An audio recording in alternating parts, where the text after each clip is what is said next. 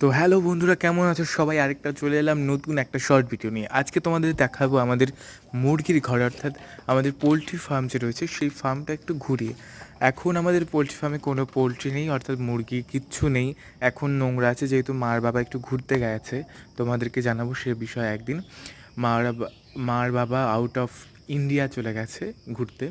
তো দেখতে পাচ্ছ, এটা হচ্ছে মুরগিকে খাবার দেয় যেটা, সেই পাত্রটা, এটাকে বলে তোমার ফিড যেটাতে দেয় মুরগির দানাগুলো।